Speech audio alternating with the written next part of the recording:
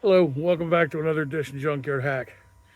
As you can see, I'm out here outside on my deck, enjoying a nice cup of coffee and my cigar before I get busy on the next project.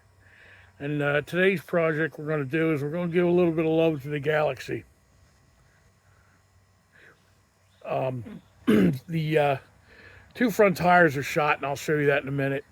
And we're going to put some plugs and wires on it. The plugs have not been changed in 7 years, and I haven't even cleaned them or anything like that.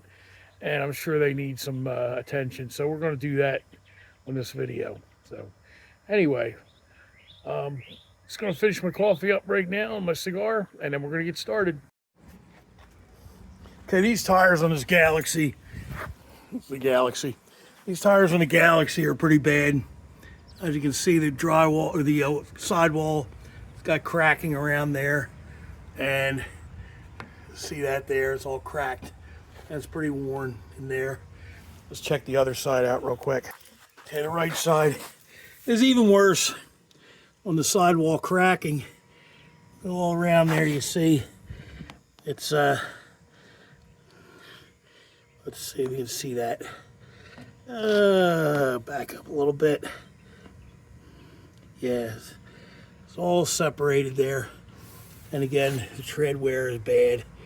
It's pretty worn. So these are starting to pull to one side, and I think the alignment's a little off, so that's another thing I got to address. But these are definitely going to be changed. So I got some new tires here, and I'll show you in a minute. Okay, I got new tires mounted on extra wheels I had.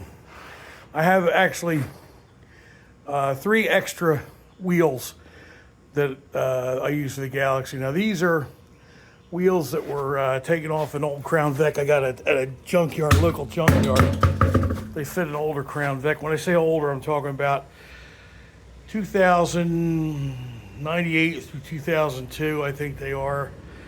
They have the same the offset, and the bolt pattern is the same as the old Ford bolt pattern, which is 5 on 4.5, meaning 5 bolts or 5 lugs and 4.5 inches between here and here across, measuring that way.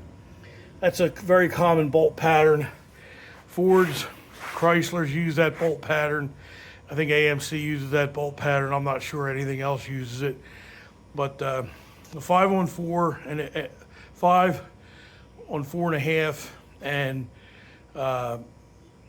it's 5 on 4 3/4 is a Chevy bolt pattern.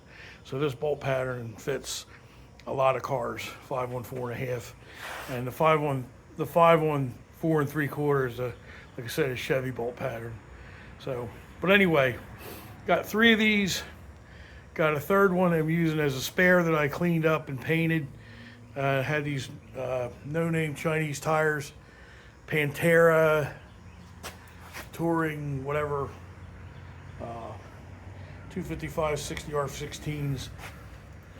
Not the same size that came on the car. It was a I think 215 75R15 that came on the car initially, but these tires fit, and they give a good ride. So this is what we're going to go with it. We're going to install the fronts. I'm going to re-grease all the bearings, check the front end in general, and that's what's going to be today's project. I don't have the plugs and wires yet to do that, so that'll be for me another day, but for you it'll be on the same video. So before we do that though, I got to clean this mess of a garage out and make a space in here where I can pull this Galaxie in and work inside or semi inside. So that's what we're going to do today. Okay, we got tires off. Looks like we're going to have to adjust our brakes out a little bit. One good thing, there's no play or anything like that, so that's good. Let's check the other side real quick. Oh, no adjustment needed there.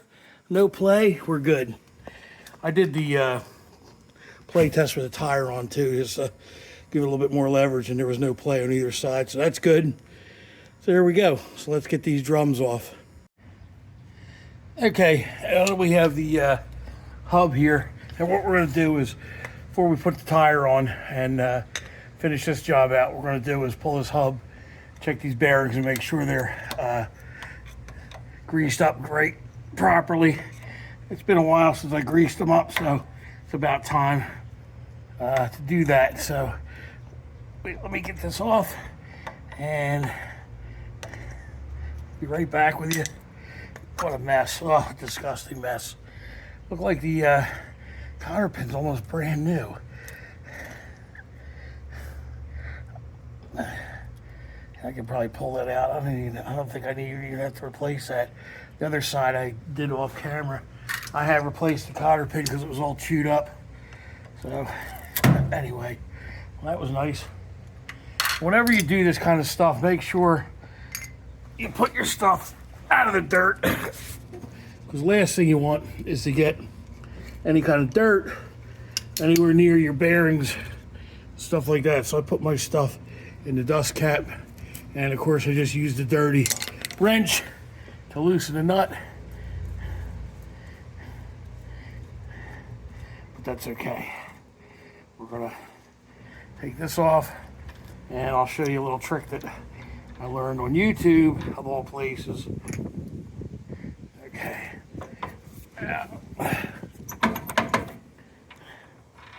Take the bearing out. I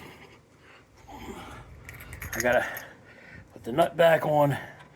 Now, there's a method to my madness here why I'm doing this. Put the bearing in that cap, put the cap in the hubcap here, if you can see that.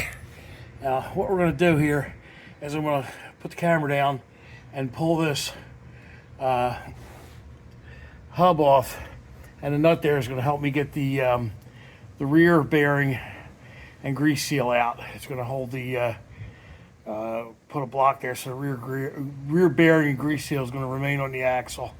So that's a trick to get that off. So we're going to go off camera a little bit, and then when we come back on, it'll be all off there, because I don't have enough hands to do all this. And as you see, the rear grease seal and bearing, which is liberally greased up but dirty grease, is remains on the spindle and is off the hub.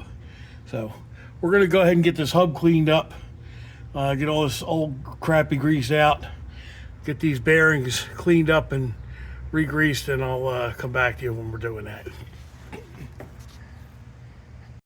Another thing I forgot to tell you is when you take these hub off, the bearings out, just check your brakes over real quick, make sure everything's okay with them. And I'm looking in there, it looks like there's plenty of meat left on those shoes. I'm going to say they're about halfway through, good enough, so I'm not going to replace them. They're good to go. And yeah, if you have some brake cleaner around, you can throw some brake cleaner at it. I don't, so I won't, no big deal. But yeah, that's a good idea to do. Oh yeah, and obviously, you always want to have either a roll of paper towels or a rag around, because it's really dirty. And yeah, I didn't do that this time. I was an idiot, and I had to go scrub my hands off and go get some paper towels. But yeah, that goes without saying. Okay, you see I cleaned the inside of the brake drum out. I used an abrasive wheel on the drill and just went around it and scuffed it up a little bit. That's not the right way to do this. If you put new brake shoes on, you're supposed to take the drum in and get it turned, or replace the drum with a new drum preferably. But when I take the drum off, least thing I want to do is scuff it up. Basically take the glaze off the drum. I clean the race out because I'm reusing the bearings. Now if you're changing bearings, like if you have a bad bearing or something, you got to replace the race as well. The race is that little disc in there that's pressed in with a pressure fit. It's what the roller bearing rides on, and the grease seal goes on top of that. And there's two bearings, one back here and one in the front that came off right there. Also a race. Now when I clean this off, I'm making sure that I don't get any dirt or anything in that on that race. And if I do get dirt on it, I always clean it up, make sure that's the last thing I clean before I put the wheel bearing on there. Now what I'm going to do now is, or what I'm waiting for now I should say, is the wheel bearings are soaking and being cleaned now. You need a brake cleaner and a bunch of parts in there. This is the inner wheel bearing right here. Now, I just use gasoline. I don't recommend this. It's not what you're supposed to do, but it's what the old school guys did 40, 50 years ago, so I still do it today. Environmentally, it's not the right way to do things, so don't do it my way, do it the right way. There's plenty of YouTube channels on how to do that. But basically, you get the, if you're reusing the bearings, roller bearings, you got to clean them up and get all the old grease out. And that's what I'm doing now. I'm letting them soak. So when we do that, when we get them cleaned out and they soak enough and I blow out all the old grease and dirt, I'm going to repack them again. And there's plenty of YouTube videos on how to do that. There's a tool you can buy how to do it, or to do it, and there's also the manual way. There's 1,000 different YouTube videos on how to put the grease in the palm of your hand, run the bearing around and work it into little rollers and everything like that. So I'm not going to bore you to tears with that. Just know that that's the way I'm going to do it. I'm going to manually re-grease these bearings. So anyway, that's it. And we'll come back when we're done all that. And this hub is all put back together and ready to go back on the spindle. Okay, the drum is squared away, bearings are in it, cleaned up and painted, and back on the spindle. Let's get the tire on and get them cleaned up and get them down, and that's it for the wheels. I did the other one off camera, so we're good to go, and that'll wrap that up. And we're back on the ground. Tires are all squared away, got some tire shine on them and everything. Only thing I got to do is transfer the trim ring from the old crappy tires and wheels to the new one, and that's it. All done with that. Next, we're going to go to wires. Okay, I'm out with a Galaxie. I'm testing the front tires, see if they have any pull to one side or the other, and so far it's beautiful. Definitely the brakes needed adjusting because they're super tight now. They're great. No problems at all, so everything seems to be good. So I'll come back if something goes wrong, but for right now, we're going to call this a win. Okay, we're going to get started on putting the replacing the wires. Now, what I'm going to do, and I'm kind of going backwards here, is I'm putting the stock wires or standard wires back where these aftermarket pretty yellow wires went. I don't need these yellow wires. It's not a race car, it's just a cruiser, and they got dirty, nasty looking, and some of the terminals are loose and everything right around the distributor. So I'm just going to go back with the stock wires and go with that. So before anybody freaks out about what are you doing that for, this, that, or the other thing, that's what I'm doing that for. And another thing, yep, I'm using the Biscayne hood as a workbench. And I know in the comments everybody will probably freak out about that, but if you knew where this Biscayne came from, it's no big deal. And if I was working on a Biscayne, I'd use a Galaxie hood as a workbench because I drive junk cars, ratty old cars, and it's no big deal. That's one of the reasons why I don't like brand new, shiny, super nice showroom cars, because I'm not afraid to use them, not afraid to drive them, and not afraid to use the hoods as workbenches. Anyway, let's get to changing wires. Oh yeah, by the way, standard procedure here is to go pull one wire at a time, check it according to this wire and get the closest wire to fit, and go one at a time until you have replaced all 8, or actually 9 wires, the 9th one being the distributor to the coil. So anyway, let's get started there and let's finish this. It shouldn't be too long. This is stuff I encounter with these wires here. I pulled the yellow one out, and the terminal stayed with the spark plug, pulled right out of the wire. So that's a no-go. That's why I'm changing these wires. These fit better. The stock ones fit better, so that's what we're going to go with. Okay, the wires are all done. Not very pretty. no pretty yellow wires or anything like that, but they're clear any obstructions. They fit really good.